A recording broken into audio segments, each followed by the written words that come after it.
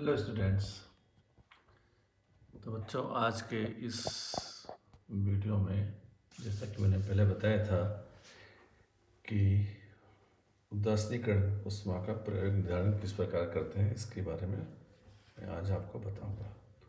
इससे पहले वीडियो में मैंने आपको उदासीनीकरण ऊष्मा क्या होता है उसके बारे में बताया था और आप अच्छी तरह से समझ गए होंगे आयनन के सिद्धांत के द्वारा कि उदासीनीकरण ऊष्मा में मुख्य जो रोल है वो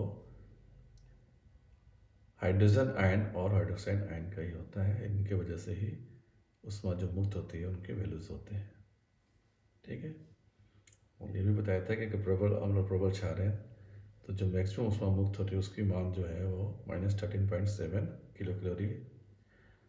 और यदि प्रबल अम्ल और प्रबल क्षार की जगह पर हम दोनों अम्ल को दुर्बल ले लेते हैं या एक अम्ल को प्रबल दूसरे क्षार को दुर्बल या क्षार को प्रबल अम्ल को दुर्बल लेते हैं तो जो ऊष्मा मुक्त होगी वो स्थिर नहीं होता, एक समान नहीं होता और -13.7 किलो कैलोरी से कम होगा। और साथ ही मैंने एक कारण बताया था कि ये जो ऊष्मा में कमी होती है वो क्यों होती है।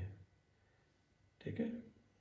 जैसा कि आपको याद होगा कि ऊष्मा में जो कमी होती है उसका मुख्य कारण था कि दुर्बल अम्ल दुर्बल क्षार का पूर्ण आयनीकरण नहीं होना।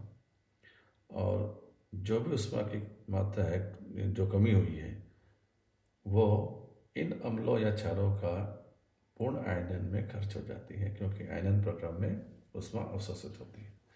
तो आज हम बात करते हैं उदासीनीकरण ऊष्मा का प्रायोगिक निर्धारण। ठीक है। उदासीनीकरण ऊष्मा का प्रायोगिक निर्धारण ये आप लोग लैब में भी करते हो, आपके कोर्स में भी है। प्रबल और अम्ल और प्रबल क्षार का उदासीनीकरण ऊष्मा का मान ज्ञात करना, तो इसे अच्छी तरह से समझ लो तो लैब में भी आप आराम से उदासीनीकरण ऊष्मा का निर्धारण कर सकते हो। उदासीनीकरण ऊष्मा के प्रायोगिक निर्धारण के लिए निर्वात फ्लास्क या थर्मस फ्लास्क का उपयोग करते हैं। देखिए इस प्रकार से लगभग मान लीजिए कि ये कोई भी हमारा एक जैकेट है, थर्मस फ्लास्क, इसको बाहर एक कवर होता है, अंदर एक ये होता है सिल्वर पॉलिश्ड, देखा भी होगा आपने।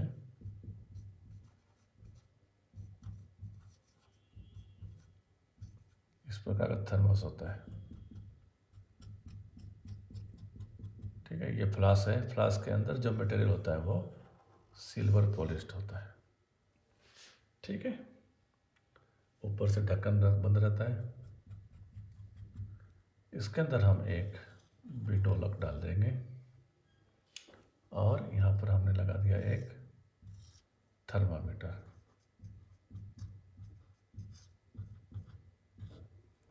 ये हमने लगा दिया एक बिटोलक,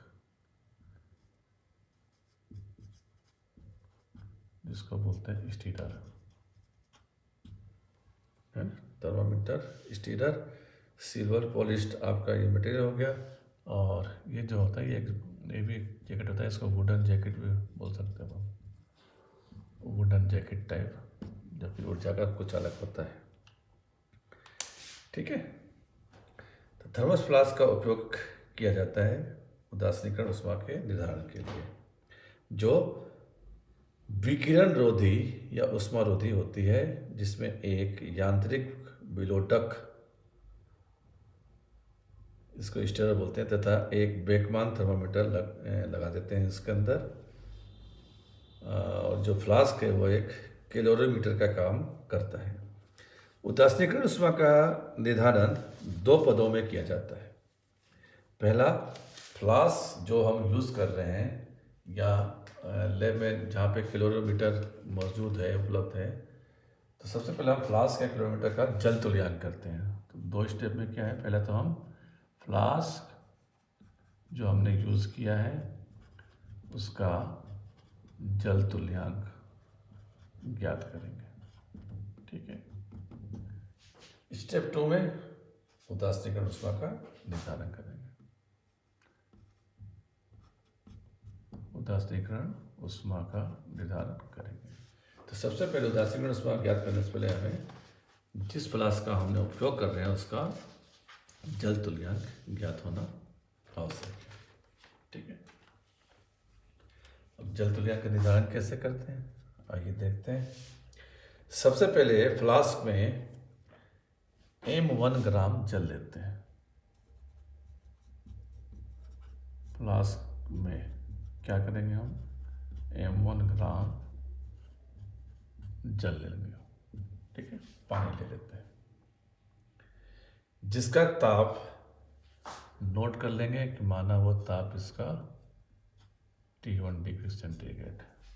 ठीक है, m1 ग्राम जो हमने जल लिया है उसका ताप T1 है।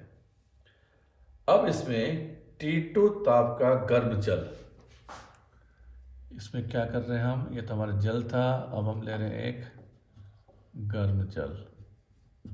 इसकी जो मात्रा है वो m2 ग्राम हो जाएगी और टेम्परेचर हो जाएगा T2 डिग्री सेंटीग्रेड।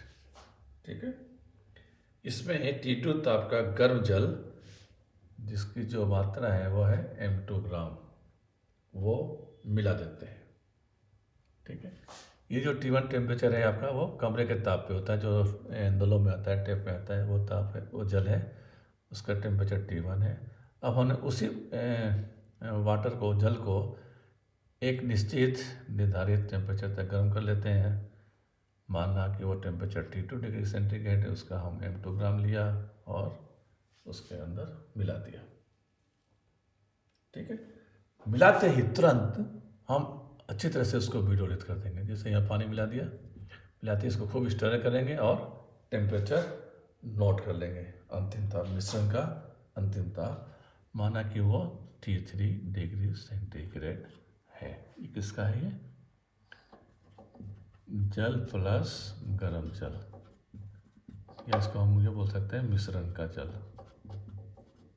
मिश्रण जल का जो ताप है वो T3 डिग्री सेंटीग्रेड है। अब यदि जो थर्मामीटर हम यूज़ कर रहे हैं, सॉरी कैलोरीमीटर या थर्मस फ्लास्क जो यूज़ कर रहे हैं, माना कि उसका जो जल तुल्यांक है वह है W। W क्या है हमारा, जल तुल्यांक।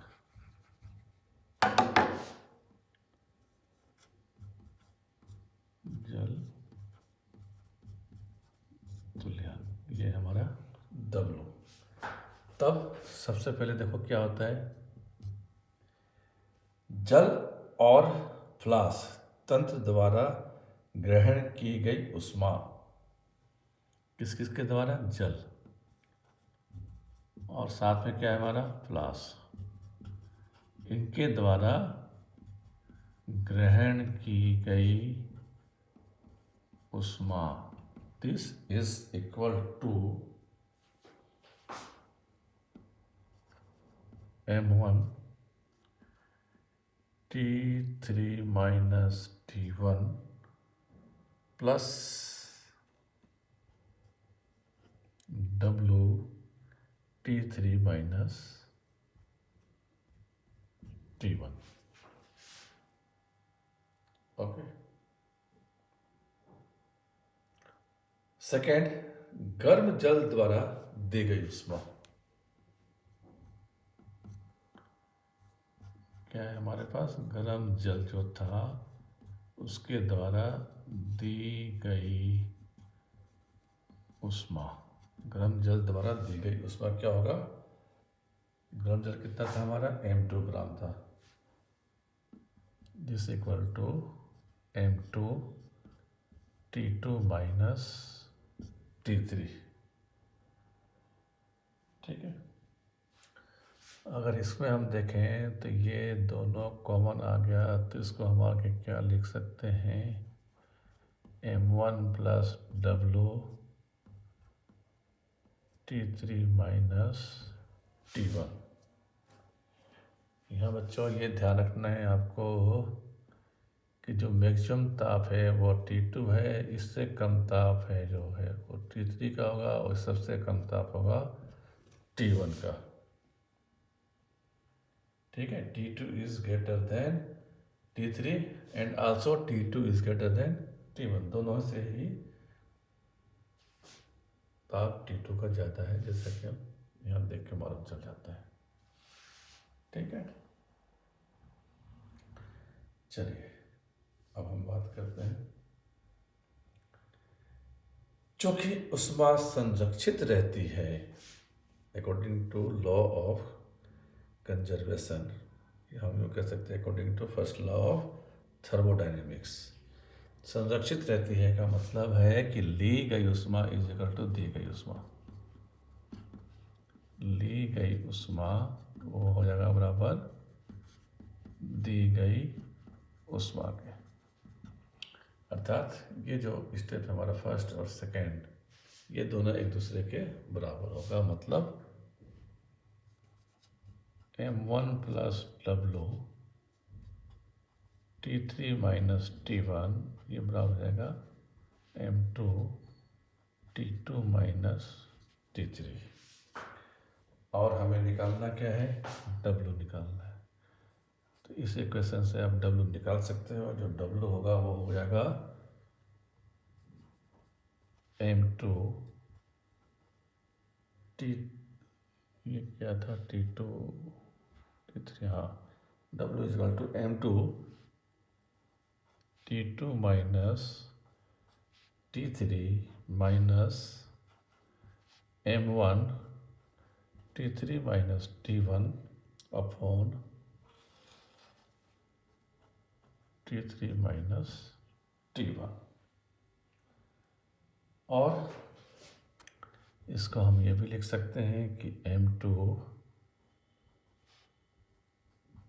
T2 minus T3 divided by T3 minus T1 minus M1। ठीक है, तो जो जल तुल्यांक है हमारा W, उसका मान ये प्राप्त हो गया। अब हम सेकेंड स्टेप की तरफ बढ़ते हैं, उदासीनीकरण ऊष्मा का निर्धारण। जल तुल्यांक के निर्धारण के पश्चात उदासीनीकरण ऊष्मा का निर्धारण किस प्रकार होगा।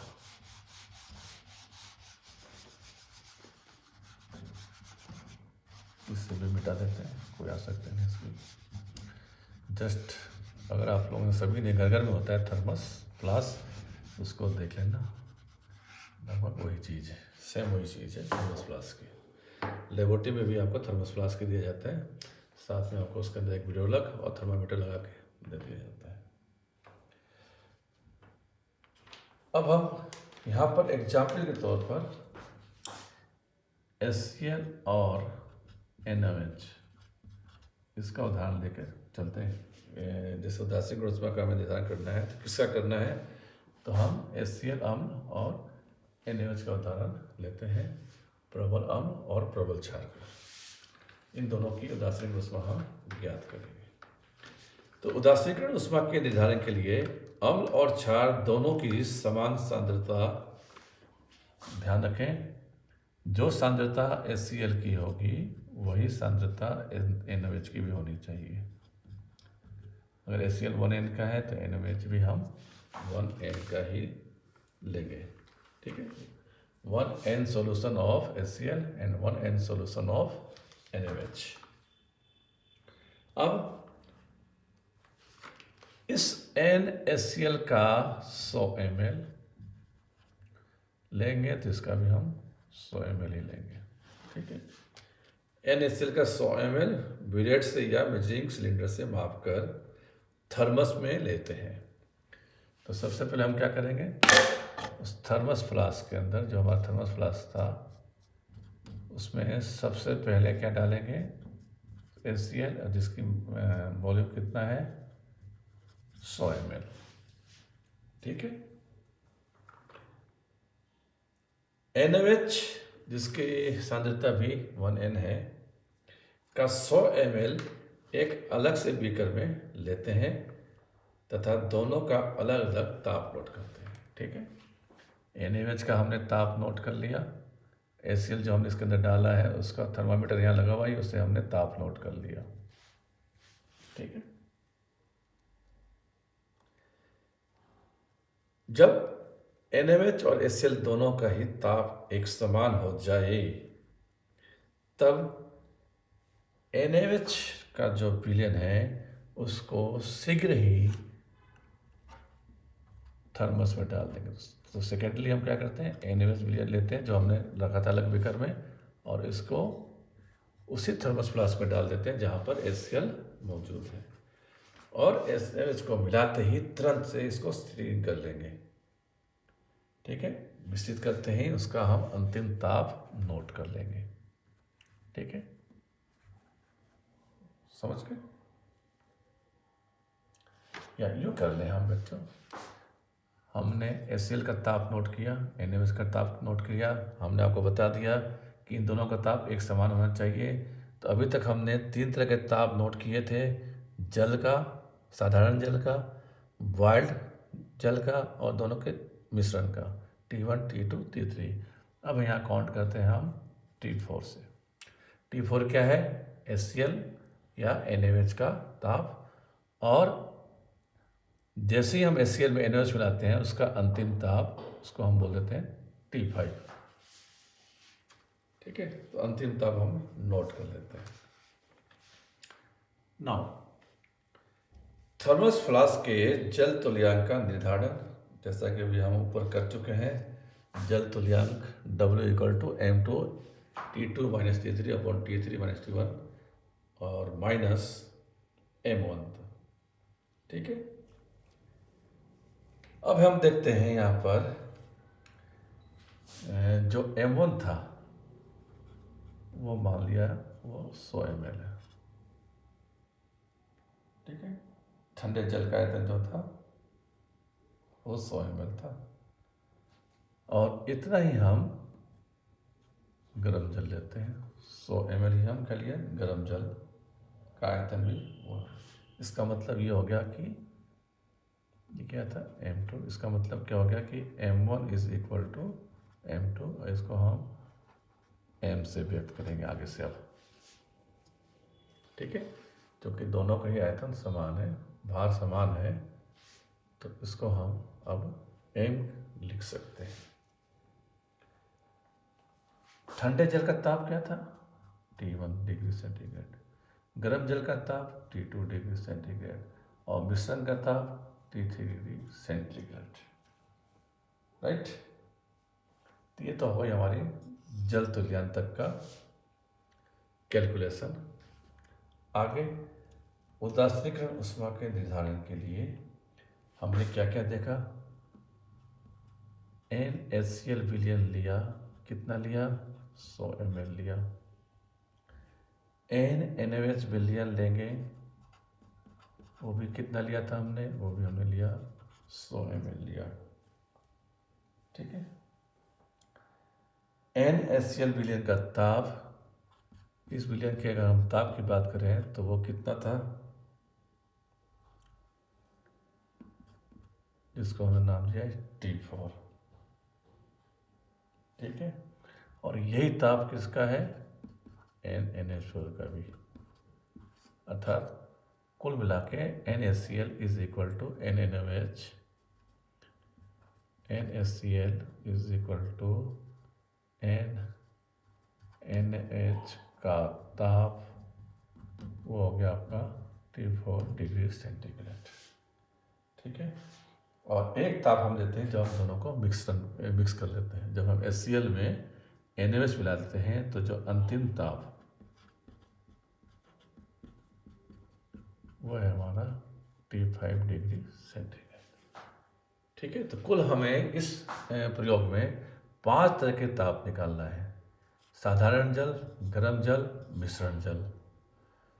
NaCl या NaOH का ताप T4, और जिस थर्मस में HCl रखा था हमने 100 ml, उसमें हम जैसे ही NaOH मिलाते हैं 100 ml, तुरंत उसको स्टर किया और अंतिम ताप नोट करते हैं, वह है हमारा T5 डिग्री सेंटीग्रेड। अम्ल और क्षार की नॉर्मलता, अम्ल और क्षार की जो नॉर्मलता है वो क्या लिया है हमने, 1n। ठीक है। अतः अम्ल और क्षार के मिश्रण का जो आयतन होगा, जब हम 100 ml HCl में 100 ml NaMH मिलाते हैं तो आयतन कितना हो गया बच्चों, 200 ml हो गया। मिश्रण के ताप में जो वृद्धि होगी वो क्या होगी, मिश्रण के ताप में वृद्धि, जैसे HCl के साथ NaOH अभिक्रिया करेंगे तो क्या होता है, पहले बताया था मैंने, ऊष्मा मुक्त होती है, तो ताप में जो वृद्धि होगी वो T5 माइनस T4। T4 क्या है, नॉर्मल HCl या NaOH का ताप है। T5 जैसे ही हम दोनों को मिलाते हैं उससे जो भी ताप उत्पन्न होता है वह है, तो इसकी मात्रा ज़्यादा होगी, इसकी कम होगी। तो मिश्रण के ताप में जो वृद्धि होगी वो T5 minus T4 degree centigrade होगा। तो कुल मिला के अभिक्रिया से जो मुक्त हुई ऊष्मा है, अभिक्रिया से मुक्त हुई ऊष्मा ये किसके बराबर होगा, 200 प्लस W, नोट कर लें, 200 प्लस जल तुल्यांक इंटू ताप में जो वृद्धि है T5 माइनस T4। इतनी मात्रा में जो है ऊष्मा अभिक्रिया के दौरान मुक्त होगी।